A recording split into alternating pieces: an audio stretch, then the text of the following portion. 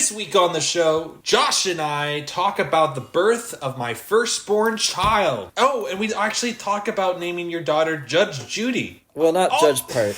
All that and more this week on the show.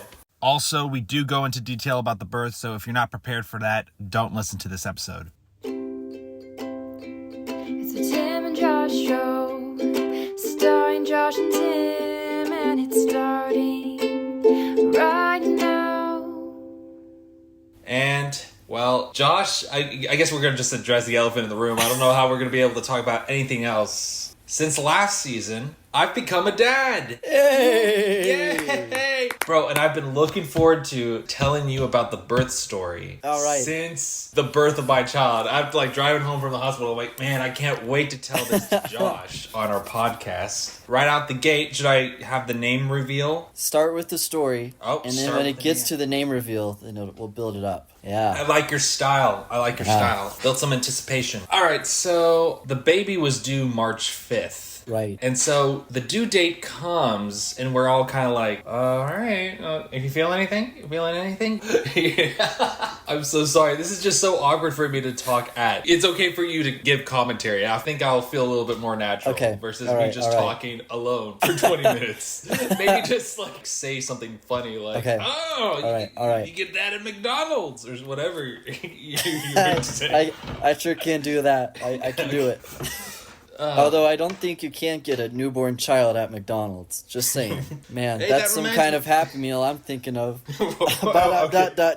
I'm laughing way too hard at your... See, exactly. That's exactly what we need here on this podcast. So anyway, March 5th comes. The baby doesn't come. March 6th comes. The baby still isn't here. Every day after the baby is born, more and more people... My parents are in town, by the way. They came in town I want to be there for when the baby is born. Yeah. So they got there March 3rd, and the baby didn't come until March 15th. So, oh boy, that baby wanted to stay in there a little bit longer, huh? He did. He was a very content little man. And I already revealed the gender of the kid on the previous episode. It's a boy. Anyway, so he takes 10 days. Katie and I do all these things to induce her. What was the weirdest, or I shouldn't say weirdest, give us some examples. Eating pineapple. Really? Wow, interesting. Yeah. Okay. Eating pineapple. I almost said kombucha. That's one of the things you don't do in pregnancy is drink kombucha. No kombucha? Yeah, you don't drink kombucha. She didn't drink kombucha for 9 months. But let me see here. Walking, dates. Really? Dates? Wow. Dates, I don't think induce labor, but they help with the pain. Dude, have you ever had those chocolate-covered dates? I haven't. No. Oh, my goodness. Next time you do it, grab a date and just dip it in some chocolate, like you would with your chocolate-covered strawberries. Oh, man. Pretty good.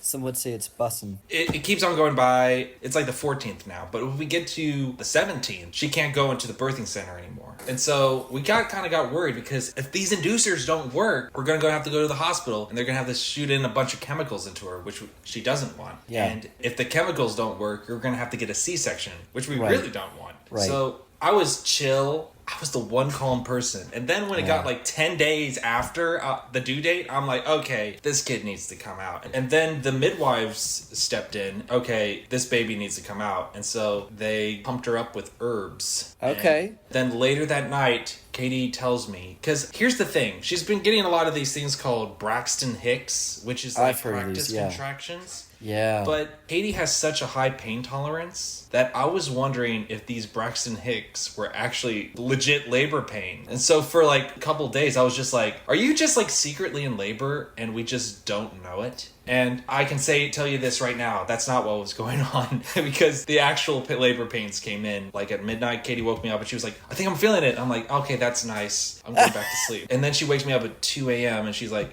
hey, I actually think it's coming. Okay, cool. I'm going to go get a shower. And so I went and I got a shower. I come back up and she's moaning. Katie's dad and mom who are there, hey, well, maybe you should call the midwife. So we call the midwife. Is this too much information? Am I telling the story too long? No. Okay. This is great. This is perfect. Okay. So I call the midwife and I'm like, yeah, I think they're 3 or 4 minutes apart, the contraction. And we're 45 minutes away from the birthing center. They're like, right. Yeah, I mean, you could stay behind or you can come in. It's really up to you. You could probably stay behind. But I'm like, no, we're coming. And so we go, and we get there. And by the time we get there, apparently you need to be the point where you're pushing, the woman pushes. She is 10 millimeters dilated. And when we got there, she was 9 centimeters dilated, which we were 90% cutting it close. Went into the birthing center. She got on the bed. Immediately, her water broke. Then she went into the tub, and then the pushing and the screaming started. Well, she didn't. She moaned, but towards the end, she started screaming. And, dude, it was kind of gnarly. It was like... it was gnarly? Like, all these hours just, like, slipped by. Yeah, it flies. And Katie only had, like, a 3-hour labor. Wow. Baby was born at 6:30. We got there at like 4. So it was literally like 2.5 hours at being at the birthing center. The baby was out. Wow. Which, for retrospect, I have a sister-in-law and she was in labor for about 36 hours. Yeah, it depends. So yeah, it is gnarly.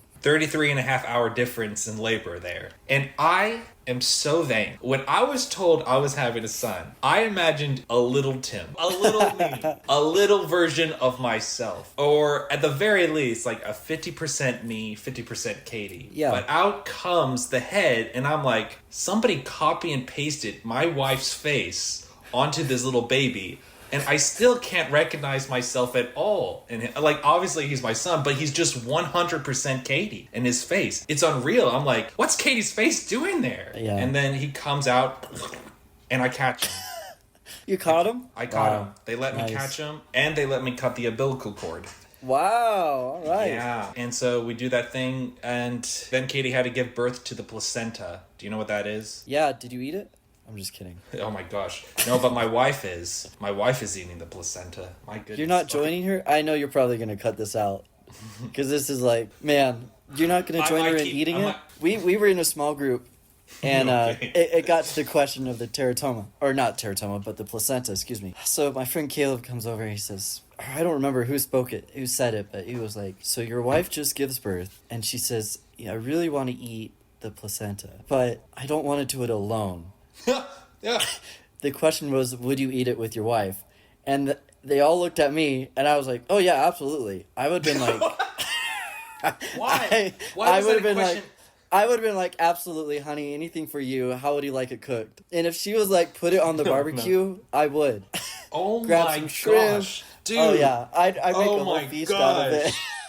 Okay, well, first off, I'm keeping this in the episode. Oh, Secondly, no. Secondly, that's not how you eat a placenta. You don't. Anything- It's not a piece of steak that you put on the grill, dude. Well, it could be. I'd ask her, how would you like it to be eaten? And if she's like, cooked... What's the matter with you, dude? I love you though. I love my future wife. What can I say? You know, I love it. She would do anything for me. I'd do anything for her. If she said, hey, I'd like you to eat this with me, I'd say Bon medium appetit. rare or well done. Okay, that's not. Now you got me wondering. Do people eat the placenta? Yeah. I mean, like that. Well, I mean, I don't know. I just Okay. pictured it. I'm like, well, it's... Because it's got Dude. some really good nutrients. It has good nutrients, but you Yeah. don't put it on this grill and grill it up. Well, why not? That's not safe. Why not? Why would you? If Hey, she was Dad, like- are you making steak? No, it's your mom's placenta for your little brother. If my future wife was like... oh my god! If she was like, the only way I could eat this is if it was grilled, and you make the best steak, I'd be like, absolutely. dude, you know not what you're saying. Okay, anyway. Well, I know, but I'm serious. If my wife came to me and was like, would you eat it with me? I'd be like, yeah, absolutely. Would it do anything for you? Because I don't know.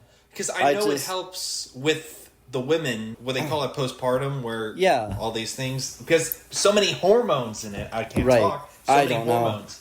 But if she said, hey, I can't do this alone, I'd be right alongside with her. I admire you, dude. I really do. But at the same time, can I share with you how my wife is eating her placenta? Yeah.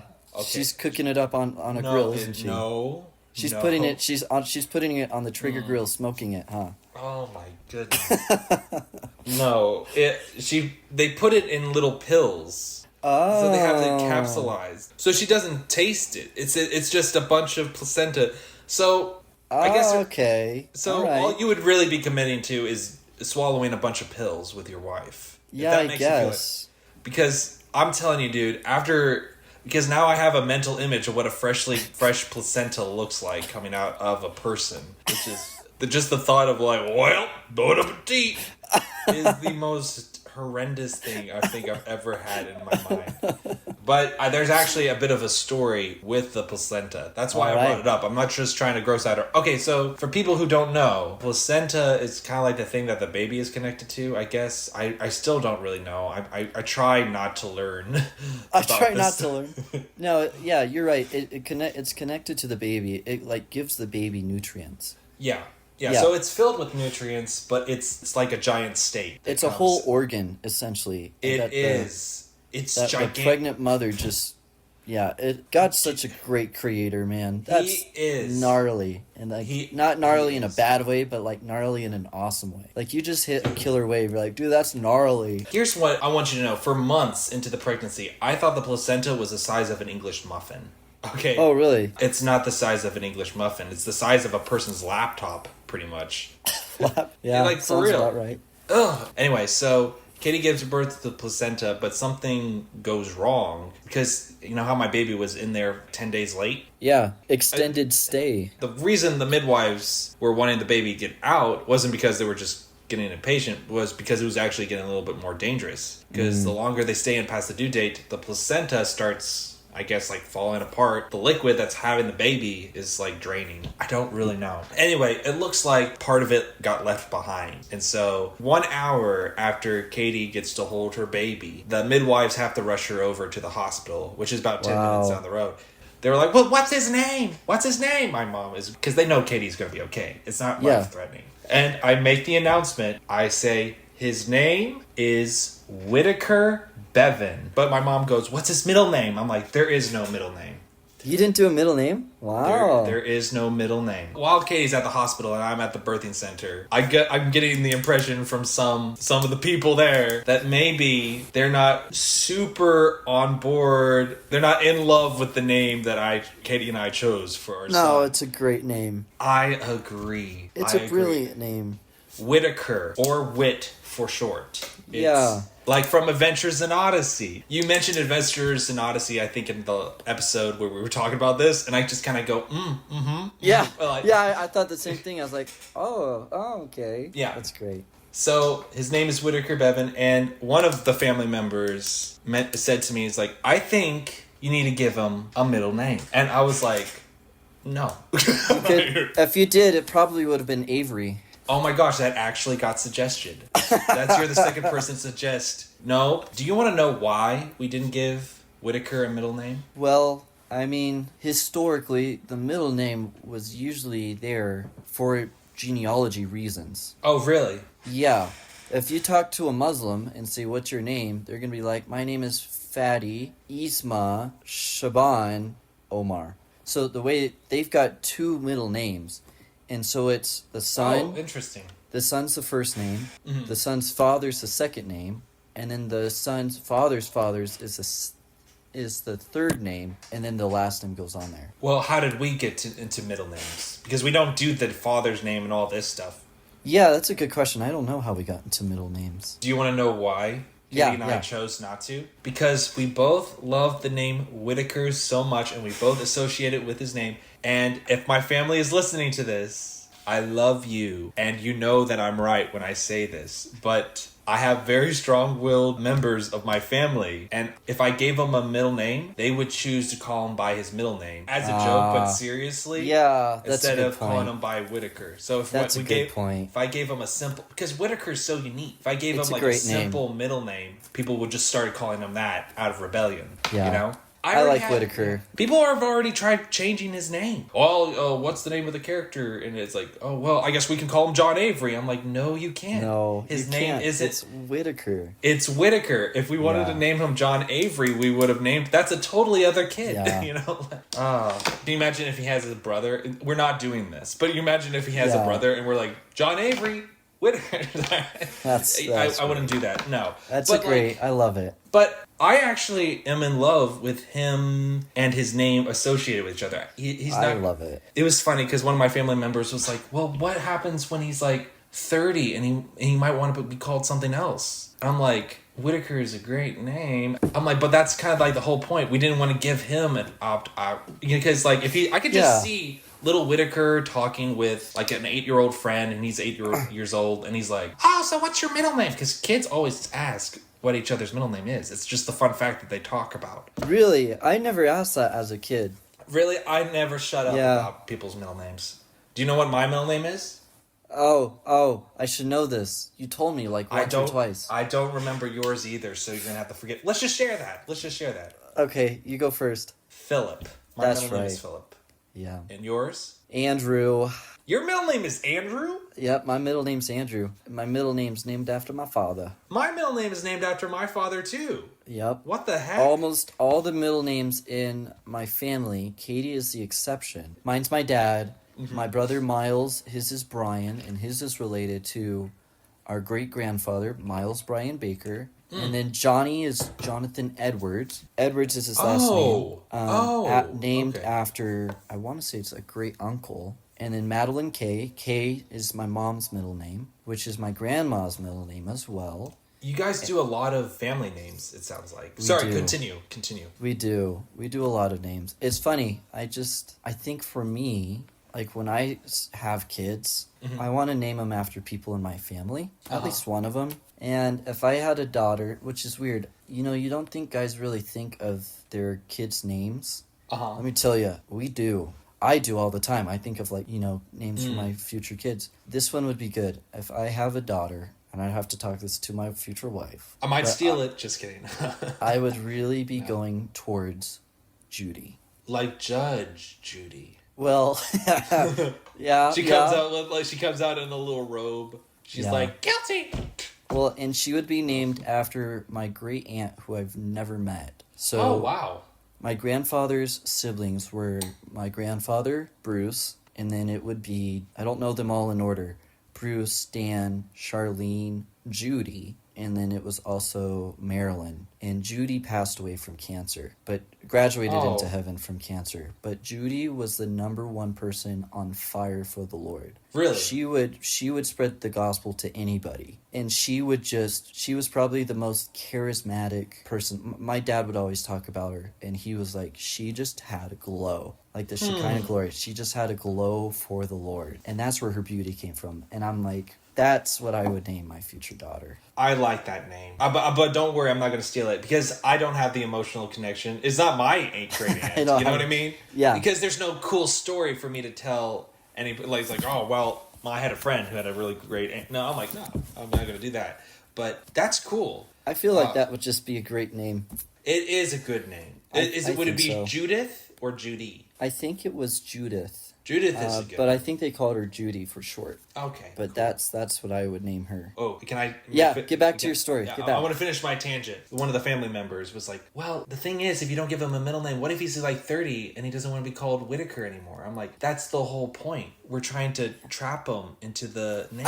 we don't. Well, we're not trying to like trap him like it's a bad name. It's not like you named him Jehoshaphat or something like that. Right. That's the name somebody would make fun of on a school ground. Yeah. Oh, Jehoshaphat. We should call him Jehoshaphat Beast. However kids taught these days. But I really just like the name. Yeah, it's a great name. Whittaker Beavin. Dude, okay, I'm good enough friends with this person to actually call him out by name. But you know Colby Reynolds, right? Yeah, of course I do. So I sent like the announcement to him over text. I am going to read to you. No, I'm not going to read to you. I'm going to lose my voice memo if I do that. But I have it memorized. I sent him the birth announcement. He goes, why'd you give your child his first name a last name? And I'm like, and then I wrote back and I said, well, why is your first name Colby? And then he says, because Colby's a first name. And then he says, Whittaker would be a good middle name though. And then I say, well, when you have a son, you can give him the middle name Whittaker. That's great. So that was our conversation. Wait. Yeah. I just can't wait to see. I mean, I think we're all given names for a reason, right? Mm-hmm. And so I just even listening to the audio dramas, and I know it's fiction, but seeing Whittaker and being obedient to the Lord in the audio dramas Yeah, dude. and just on fire, I'm like, that's like a perfect name. Thank you. I have a feeling he's not going to change it. I wouldn't change it if I was him. When he grows up, they'll probably say, what's your name? And he'll say, Whittaker Beavin, but you could just call me Whit. Wouldn't that be great if he did? I hope that's how. I think that's great. I love it. I wonder if he's going to enjoy Adventures in Odyssey, or is he going to like, man, I can't stand hearing my people say my name over and over again, or being associated with this old guy with a mustache. No, he's going to love it. Everybody loves Adventures in Odyssey. Oh, can I give a little point of reference for something concerning the names? Because I've been doing a lot of research on the name ever since so many people challenged it. Wait a minute, I have another story before I finish. Concerning the name, people reacting to the name. Yeah. So, the former president of CCBC, I texted it to him. The one at you? Twin Peaks. Nice. I don't want to say his name because I'm not sure he wants me to say his name. But I sent him the birth announcement with his name and the fact that there's no middle name and everything. He goes, wow, you gave him no detour on that name, did you? Congrats to the both of you. And I was just like, the audacity. He doesn't need a detour. It's a great name. It is a great name. Anyway, what was I saying? Oh, no. We got to names. His name, Colby, the CCBC president. Oh, I remember. So I was doing. Oh, yeah, the name searches. Yeah, researching. Yeah, I was name researching. My dad's first grandson. And I think this is okay to say because his last name isn't Beavin, so you can't track him down, people. You have no idea what his last name is. Haha, take that. Yeah, take that.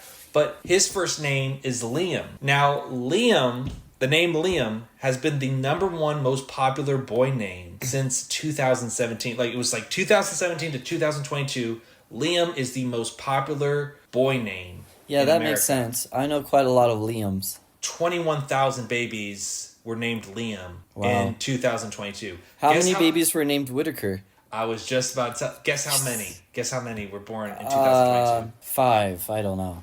17. Wow, that's pretty good. Yeah. But in comparison to the most popular names, like Liam, 21,000. Whittaker, 17. So just 17. It's pretty incredible. So Whittaker is going to have a unique name. And Whit is a very natural nickname, I think. Yeah, it is. It's a great one. Okay. Well, I think I've talked about the name enough. So anyway, we come back. Oh, can I tell you about the first night? Yeah, tell me about the first night. Okay, so we go to bed, like after, because we do the weighing, we do this, give them a bath, all that. So by the time we go to bed, we've been up for, at least I've been up for 22 hours straight. Yeah. And of course, like the stereotypical how babies go, as soon as you turn the lights off, the baby starts screaming. And so we got very little sleep that first night. We were the textbook example of first-time parents. He made a cough. We were like, what's it? Is he okay? Is he okay? But literally, like, we tried to swaddle him, but he's obsessed with his hands. Is he really? He sucks his hands. Which finger does he usually suck on? He sucks his thumb sometimes. We have a really cute picture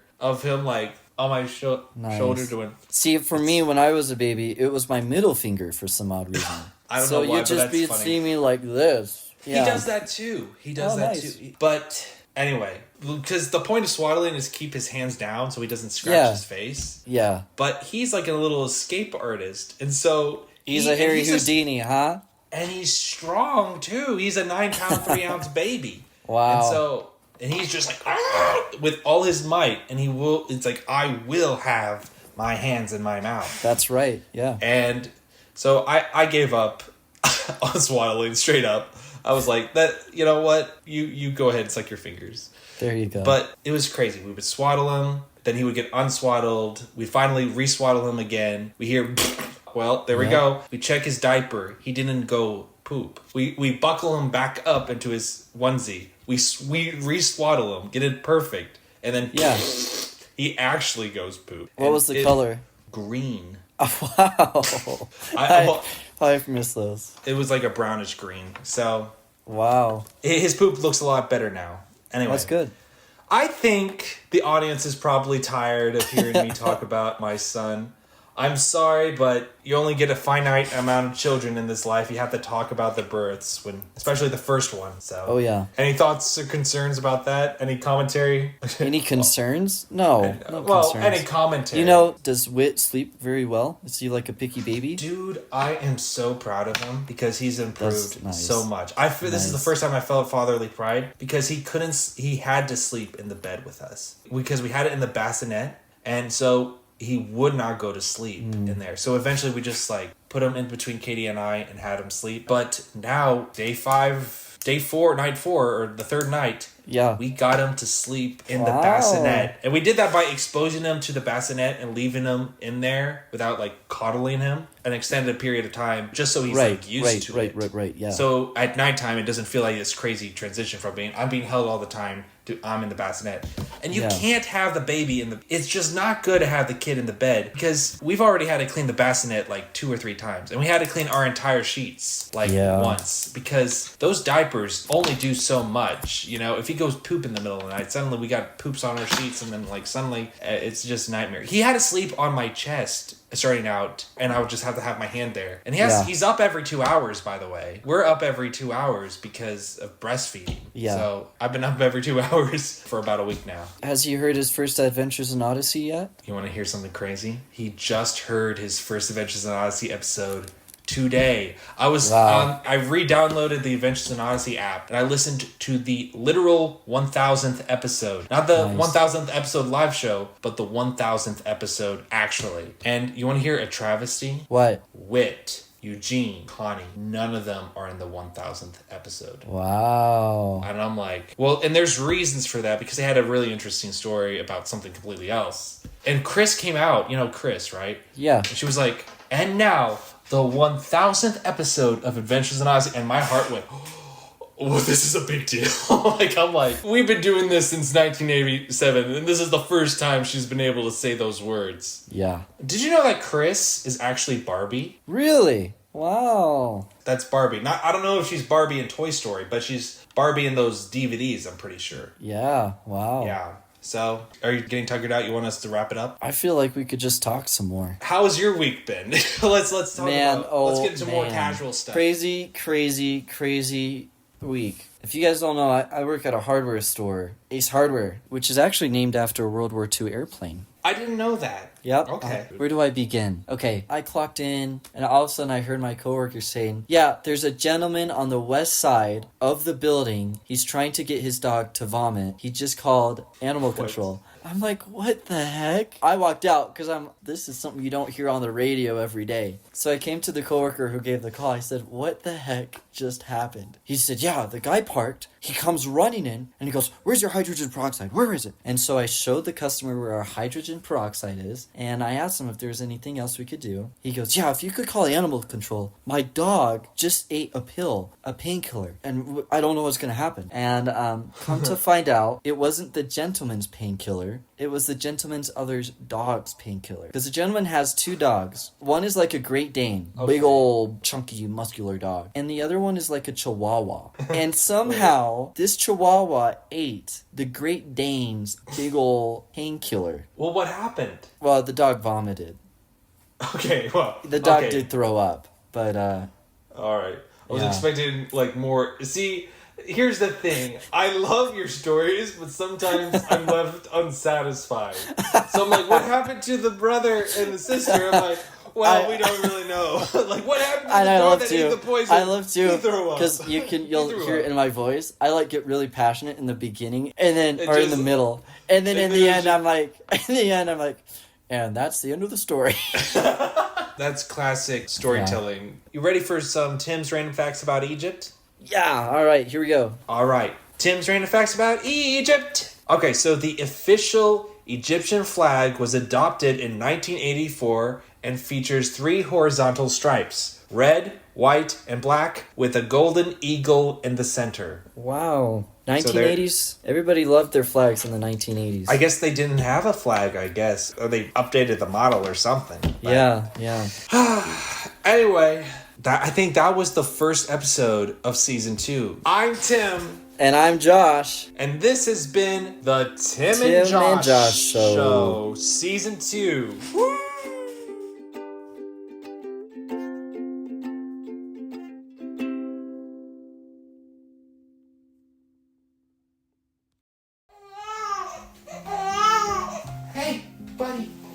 Your Uncle Josh? Okay, so apparently while we were talking, his umbilical cord fell off. Okay. Oh, hi, little Whit. Hi! Oh, my goodness. There you go, buddy. He's in pain right now because his umbilical cord fell off, and so he's just like freaking. And I think it scares him. I think he thought it was going to be there forever because he had like a little stub. Hi, buddy. No, that's a belly button.